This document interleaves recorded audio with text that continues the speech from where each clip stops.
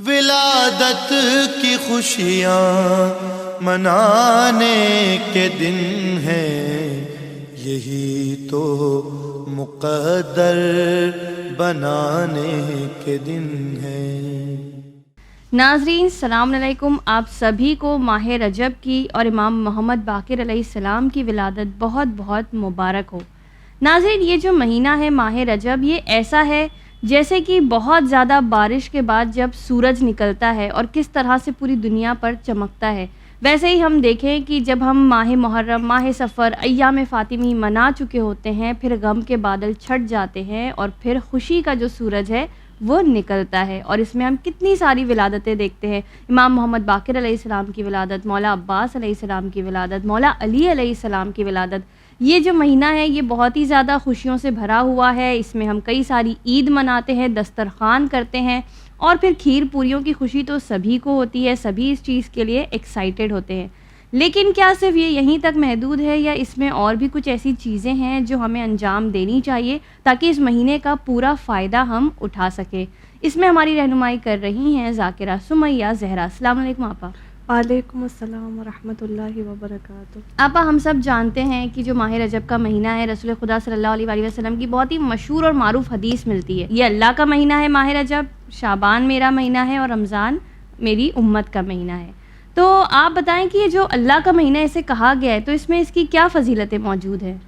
اعوذ باللہ من الشیطان الرجیم، بسم اللہ الرحمن الرحیم، لا حول ولا قوۃ الا باللہ العلی العظیم۔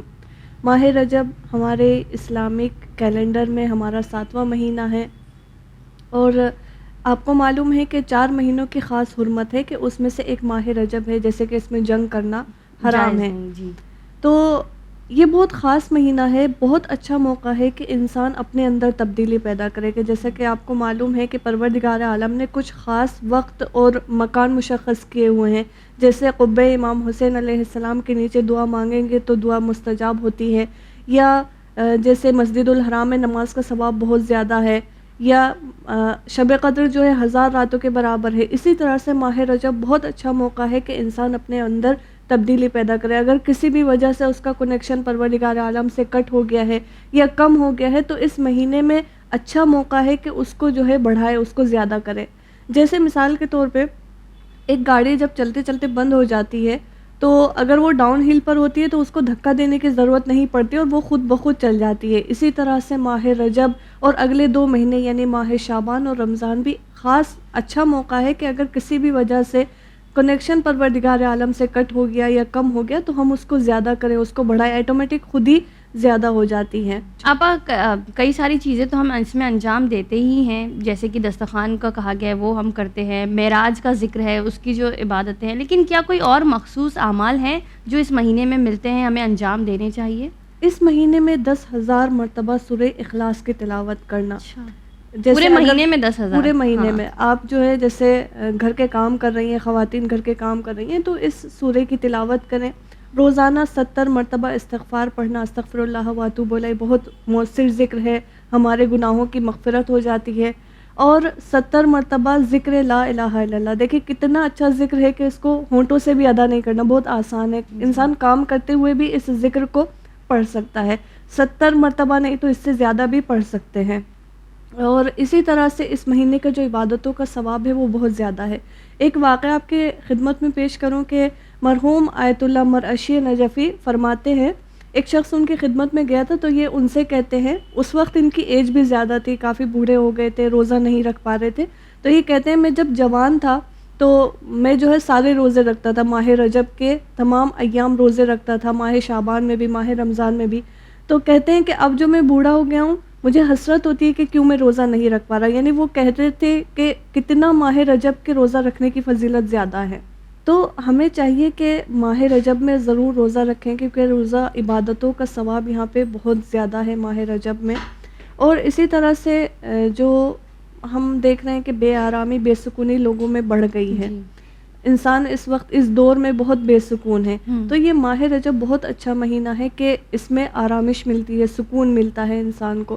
اس میں صدقہ دینا بھی، آج کے دن جو ہے صدقہ ضرور دیں۔ اور ایک نماز ہے کہ جو 2 رکعت ہے، اس میں پہلی رکعت میں سورہ حمد کے بعد 30 مرتبہ سورہ اخلاص اور دوسری رکعت میں سورہ حمد کے بعد 30 مرتبہ سورہ قدر کی تلاوت کرنی ہے۔ آپا اور بھی اس مہینے کی کئی ساری مناسبتیں ہیں، تو کیا آپ ان پر روشنی ڈالنا چاہیں گی؟ جی، اس مہینے میں ہمارے 4 امام کی ولادت ہے جی۔ کہ سب سے پہلے امام ہمارے امام علی علیہ السلام، ان کی ولادت اس مہینے میں ہے۔ امام محمد باقر علیہ السلام کی ولادت ہے۔ امام ہادی اور امام جواد کی بھی ولادت اسی مہینے میں ہے۔ اور عید مبعث بعثت رسول خدا وہ بھی اسی مہینے میں ہے، جو کہ تمام عیدوں کی بنیاد ہے، یعنی عید غدیر، عید فطر، ان سب کی بنیاد عید مبعث ہے۔ جی۔ اور اس مہینے میں اعتکاف بھی ہے کہ جو بہت فضیلت ہے اعتکاف کی، ضرور انجام دیں۔ اور میں نے آپ کو بتایا تھا کہ عبادتوں کا ثواب بہت زیادہ ہے۔ ایک بزرگ کی تعبیر کے مطابق یہ ایسا ہے جیسے آپ نے دیکھا ہوگا کبوتروں کو بے حساب دانہ ڈالا جاتا ہے، جی۔ تو پروردگار عالم اسی طرح سے ہماری عبادتوں کا ثواب ہمیں عطا کرتا ہے۔ یہ مہینہ بہت اچھا مہینہ ہے کہ انسان خود میں رجوع کرے کہ اس کے اندر کیا کمی ہے، کیا برائی ہے، اور ان کو دور کرے۔ دیکھیے، جب کوئی ڈاکٹر ہمیں دوا دیتا ہے، اگر ہم اس دوا کو نہیں کھائیں گے، ڈاکٹر کو تو کوئی نقصان نہیں ہوگا، جو نقصان ہوگا ہمیں ہی ہوگا۔ اسی طرح سے پروردگار عالم قرآن مجید میں فرما رہا ہے کہ اگر تم اچھا کرو گے تو تم اپنے ساتھ ہی اچھا کرو گے، اور اگر برا کرو گے تو تم اپنے ساتھ ہی برا کرو گے۔ اگر کسی کے اندر اچھائی ختم ہو جائے گی تو اس سے کیا ہوگا کہ شیطان اس کو جلدی جذب کر لے گا۔ شیطان نے خود کہا ہے کہ میں تمہیں اغوا کروں گا، میں تمہیں گمراہ کروں گا، میں ہر طرف سے آؤں گا، میں من بین ایدیہم، میں آگے سے آؤں گا، میں پیچھے سے آؤں گا، میں سیدھی جانب سے آؤں گا، میں الٹے جانب سے آؤں گا، میں تمہارا طواف کروں گا۔ سورہ اعراف میں ہے۔ تو یہ مہینہ شیطان سے دوری کا مہینہ ہے، اپنے برائیوں کو اس مہینے میں دور کریں۔ تو دعا ہے کہ پروردگار عالم اس مہینے میں ہمارے اس مہینے کی عظمت کی خاطر ہمیں یہ توفیق دے کہ ہم اس مہینے کی عظمت کو سمجھ سکیں اور نیک اعمال انجام دیں، ان سب اعمال کو انجام دے سکیں، اور ہم رجبیون میں سے قرار پائیں۔ کہ حدیث میں ہے کہ پروردگار عالم جو ہے قیامت کے روز پکارے گا، آئین رجبیون، رجبیون کہاں ہے؟ تو دعا ہے کہ پروردگار عالم ہم سب کو رجبیون میں سے قرار دے۔ انشاءاللہ، اللہ آمین۔ آپا یہ بتائیے کہ ابھی آپ نے ذکر کیا جیسے امام محمد باقر علیہ السلام کی بھی ولادت اس مہینے ہوتی ہے، تو آپ ذرا ان کی کچھ خصوصیات کے بارے میں، کچھ صفات کے بارے میں بتائیے۔ جی، امام باقر علیہ السلام دونوں طرف سے رسول خدا صلی اللہ علیہ وآلہ وسلم سے منسوب ہے، جو کہ بہت اعلیٰ فضیلت ہے جی۔ کہ ان کے والد بزرگوار امام سجاد علیہ السلام جو کہ امام حسین علیہ السلام کی اولاد ہیں، اور ان کی والدہ جناب فاطمہ جو کہ امام حسن علیہ السلام کی بیٹی ہیں۔ یعنی دیکھا جائے امام باقر علیہ السلام کے بعد جتنے بھی امام ہیں وہ سب حسنی بھی ہیں اور حسینی بھی ہیں۔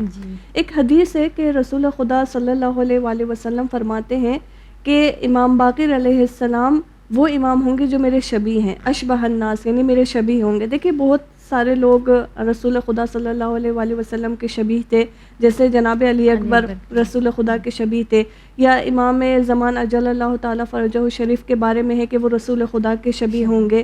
اسی طرح سے حضرت زہرا سلام اللہ علیہا کا بات کرنا اور چلنا رسول خدا صلی اللہ علیہ وآلہ وسلم کے شبیہ تھا۔ تو اسی طرح سے امام باقر علیہ السلام کے بارے میں بھی حدیث ہے کہ وہ رسول خدا کے شبیہ ہوں گے۔ تو رسول خدا نے فرمایا اشبہ الناس، وہ میرے شبیہ ہوں گے۔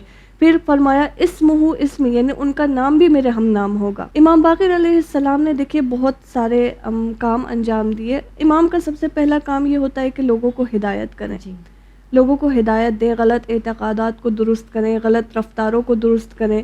الامام یہدی الی الحق، الامام یہدی الی القرآن، امام کا کام ہے ہدایت کرنا۔ ہم دعائے ندبہ میں بھی پڑھتے ہیں، امام زمانہ اجل اللہ تعالیٰ فرجہ شریف کو کہتے ہیں کہ کہاں ہے وہ جو ہدایت کے پرچم کو بلند کریں گے۔ تو امام باقر علیہ السلام نے بھی اپنی زندگی میں کافی انحرافات کو درست کیا، کافی لوگوں کو ہدایت دی۔ آپا تو ظاہر ہے ہر امام کا کام ہے ہدایت کرنا۔ امام محمد باقر علیہ السلام نے اپنے زمانے میں کس طرح لوگوں کی ہدایت کی؟ امام باقر علیہ السلام کے زمانے میں بھی بہت سارے انحرافات تھے، اور امام باقر علیہ السلام نے ان کو درست کیا۔ جیسے کہ ایک تھا اخلاقی انحراف، جیسے لوگوں کا اخلاق بالکل خراب تھا۔ اب دیکھیں، وہ رسول خدا صلی اللہ علیہ وآلہ وسلم کو مانتے ہیں، اللہ کو مانتے ہیں، قرآن کو مانتے ہیں، لیکن جھوٹ بولتے تھے، غیبت کرتے تھے۔ تو ان کو جو ہے امام باقر علیہ السلام نے صحیح کیا۔ دوسرا اجتماعی انحراف، یہ جو ہے صرف اس شخص تک ڈیپینڈ نہیں ہے، بلکہ یہ جو ہمارے ساتھ لوگ رہتے ہیں، جیسے بچے، شوہر، بیوی یا ہمارے پڑوسی، ان کے ساتھ برا رویہ رکھنا، ان کے حقوق کی رعایت نہ کرنا، تو یہ بھی ایک انحراف تھا جو امام باقر علیہ السلام نے صحیح کیا۔ اور تیسرا اعتقادی انحراف. دیکھیے یہ بہت خطرناک ہے. اب اگر کوئی جھوٹ بولتا ہو، برے رفتار انجام دیتا ہو دوسروں کے ساتھ، اس کو ٹھیک کیا جا سکتا ہے، لیکن یہ جو اعتقادی انحراف ہوتا ہے یہ بہت خطرناک ہے. اس میں جیسے کہ کوئی رسول کو نہ مانے، کوئی امام کو نہیں مانتا، کوئی جس کا عقیدہ قرآن کو درست نہ نہیں ہو. مانتا، جی ان کا عقیدہ خراب ہو. تو ایک یہ تھا. اب اخلاقی انحراف کی اگر میں بات کروں تو جیسے کہ ایک واقعہ میں آپ کی خدمت میں بیان کروں کہ امام باقر علیہ السلام کے گھر پہ ایک شخص آیا تو اس نے دروازہ بجایا. امام باقر علیہ السلام اس وقت کسی کام میں مشغول تھے، تو جو گھر کی کنیز ہوتی ہیں وہ دروازہ کھولنے جاتی ہیں. اب جو یہ دروازہ کھولتی ہیں تو یہ جو شخص آیا تھا وہ اس فیمیل کے ساتھ یعنی اس کنیز کے ساتھ فری ہونے کی کوشش کرتا ہے. امام باقر علیہ السلام کو تو علم غیب تھا، تو انہیں جیسے ہی معلوم ہوا آئے اور فوراً اس شخص کو روکا کہ اپنے اس برے عمل کو چھوڑو، اپنی اس عادت کو چھوڑو، نامحرم کے ساتھ فری نہیں ہوا جاتا ہے. آپ دیکھ رہے ہیں کہ آج کل سماج میں لوگ کتنی آسانی سے سوشل میڈیا پہ ایک دوسرے کے ساتھ بات کرتے ہیں اور سمجھتے ہیں کہ جائز ہے، جبکہ فری ہونا چاہے آمنے سامنے ہو چاہے سوشل میڈیا پہ ہو یہ گناہ کبیرہ میں سے ہے. دوسرا جو اعتقادی مسئلہ میں نے آپ کو بتایا تھا، دیکھیے جھوٹ بولنا، غیبت کرنا، ان سب کو ٹھیک کیا جا سکتا ہے، لیکن اگر کسی کا اعتقاد خراب ہو، کسی کا عقیدہ خراب ہو، یہ بالکل ایسا ہے جیسے درخت کی جڑ خراب ہے. کہ قرآن مجید میں مثل کلمۃ طیبۃ کشجرۃ طیبۃ اصلها ثابت فرعها فی السماء، کہ اگر درخت جو ہے پاکیزہ ہوگا تو اس کے جو پھل ہوں گے وہ بھی پاکیزہ ہوں گے. وَمَثَلُ كَلِمَةٍ خَبِيثَةٍ كَشَجَرَةٍ خَبِيثَةٍ تُسَّتْ مِنْ فَوْقِ الْأَرْضِ مَا لَهَا مِنْ قَرَارٍ، کہ اگر درخت کی جڑ خراب ہوگی تو جو اس کے پھل ہوں گے وہ بھی خراب ہوں گے. تو یہ بہت امپورٹنٹ ہے کہ اگر اعتقادی مسئلہ خراب ہوگا تو یہ بالکل اس کی جڑ خراب ہے اور بہت مشکل ہوتا ہے ان سب کو اصلاح کرنا. امام باقر علیہ السلام کے زمانے میں بھی 4 سے 5 اس طرح کے عقیدے تھے جو کافی انحراف پا چکے تھے. اس میں سے جیسے ایک تھے خوارج. خوارج کیا کہتے ہیں کہ امام علی علیہ السلام نعوذ باللہ کافر ہیں، امام کو کافر سمجھتے تھے. یا یہ لوگ کیا کہتے ہیں کہ اگر کسی بھی شخص نے گناہ کبیرہ انجام دیا تو اس شخص کو مارنا چاہیے، اس شخص کو زندہ نہیں رہنا چاہیے. تو یہ لوگ اس کو مار دیتے ہیں. اور دیکھیں آج کے زمانے میں بھی یہ لوگ ہیں کہ بہت آسانی سے لوگوں کو مار دیتے ہیں.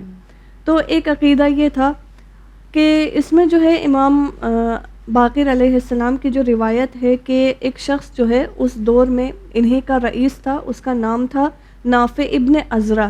یہ نافع ابن عزرہ جو ہے اتفاق سے امام سے اس کی ملاقات ہوتی ہے، تو امام جب اس سے ملتے ہیں تو پوچھتے ہیں، سوال کرتے ہیں کہ آخر کیوں تم امام علی علیہ السلام کو کافر سمجھتے ہو؟ تو یہ کہتے ہیں کہ حکمیت کی وجہ سے، کہ انہوں نے جنگ صفین میں حکمیت قبول کی تھی. تو امام باقر علیہ السلام فرماتے ہیں یہ تو قرآن میں بھی پروردگار عالم نے حکمیت تعین کیا ہے کہ اگر میاں بیوی میں لڑائی ہو جائے تو ایک حکم خاتون اختیار کرے اور ایک حکم مرد اختیار کرے. حکمن من اہلہ، قرآن کی آیت ہے. تو یہ جو ہے اس طرح کے بہت سارے عقیدے تھے خوارج کے جو امام باقر علیہ السلام نے ان کو سمجھایا اور ان کو درست کیا. ایک اور عقیدہ تھا غلات کا. غلات کیا کہتے تھے کہ امام جو ہیں پیغمبر ہیں یا امام جو ہے خدا ہیں، یعنی امام کو امامت کے درجے سے زیادہ سمجھتے تھے یا رسول خدا صلی اللہ علیہ وآلہ وسلم کو اس درجے سے بھی زیادہ سمجھتے تھے. امام باقر علیہ السلام کی ایک حدیث ہے یہاں پہ کہ امام باقر علیہ السلام فرماتے ہیں کہ مجھے ہم اہل بیت علیہ السلام کو 3 لوگوں نے بہت نقصان پہنچایا ہے. یعنی جو ضد اہل بیت ہیں، ضد ولایت ہیں، انہوں نے 3 طرح سے ہمیں نقصان پہنچایا ہے. کہ اس میں سے ایک تو غلات ہیں جو یہی کہتے ہیں کہ امام جو ہے خدا ہے، رسول جو ہے خدا ہے. دیکھیے یعنی ان کو مقام امامت سے بھی زیادہ سمجھتے ہیں.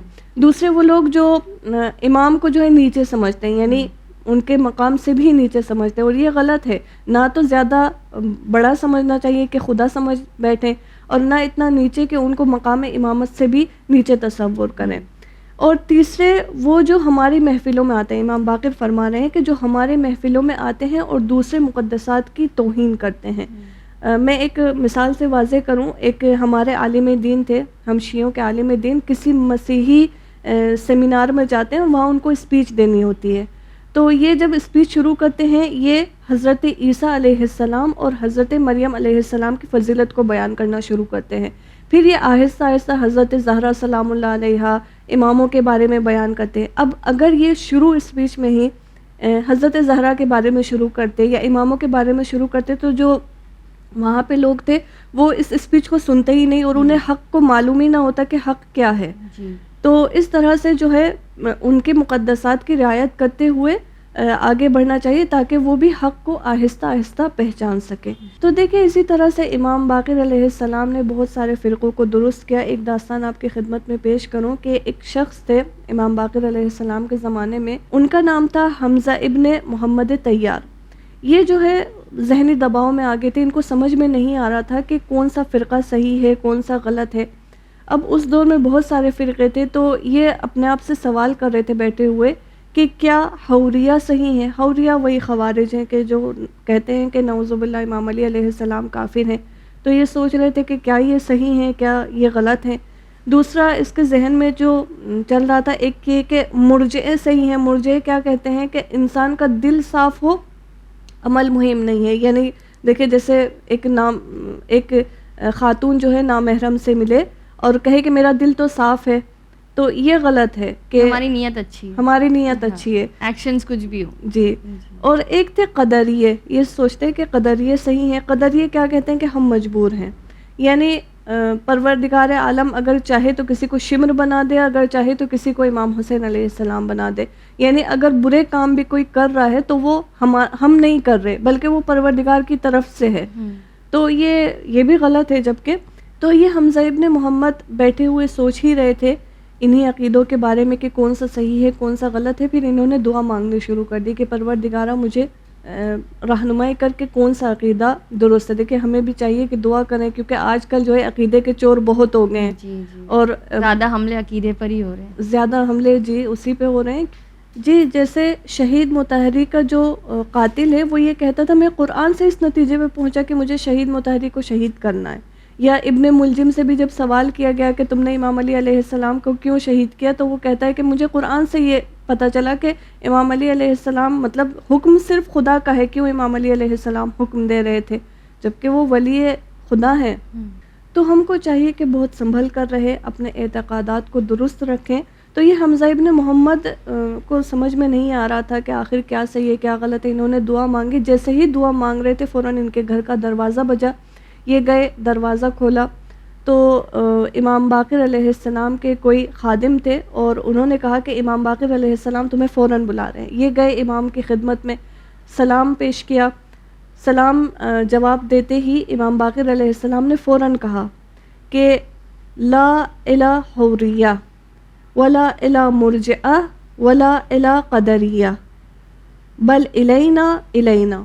اس شخص سے کہا, دیکھیں ابھی اس نے اپنا سوال پوچھا بھی نہیں تھا, امام باقر علیہ السلام نے خود ہی اس کا ذہن پڑھ لیا تھا کہ اس کو کیا پرابلم چل رہی ہے. اور یہ بہت تعجب میں تھا کہ امام کو کیسے پتہ چل گیا, اس کو ایک طرح کا معجزہ لگا. تو امام نے کہا کہ نہ حوریہ نہ مرجعہ نہ قدریہ, ہماری سمت آؤ ہماری سمت آؤ. تو یہ جو ہے پھر اللہ کا شکر ادا کرتے ہیں اور فرماتے ہیں الحمدللہ الذی ہدانا, کہ پروردگار کا شکر ہے کہ اس نے مجھے ہدایت دی. اور یہ اس معجزے کو دیکھ کے بہت خوش ہوتا ہے اور امام باقر علیہ السلام کے ساتھ ہمیشہ رہتے ہیں. تو دیکھیے ایک تو یہی کہ اعتقادی مسئلے بہت سارے تھے تو امام باقر علیہ السلام نے انہیں اسی طرح سے اصلاح کیا. اسی طرح سے ایک تھا اجتماعی انحراف, یہی کہ جیسے دوسروں کے حقوق کی رعایت نہ کرنا. تو اس ٹائم پہ بھی ایسے بہت سارے لوگ تھے جو اپنی زوجہ کے ساتھ برا رفتار رکھتے تھے. یہ ہر امام کے زمانے میں تھا, ہمارے زمانے میں بھی آج کل بہت زیادہ ہے. امام باقر علیہ السلام کے زمانے میں بھی تھا تو امام باقر علیہ السلام نے ان کو بھی اصلاح کیا. تو ضروری ہے کہ ہم جانیں کہ کیا حق ہے اور کس کا کیا حق ہے.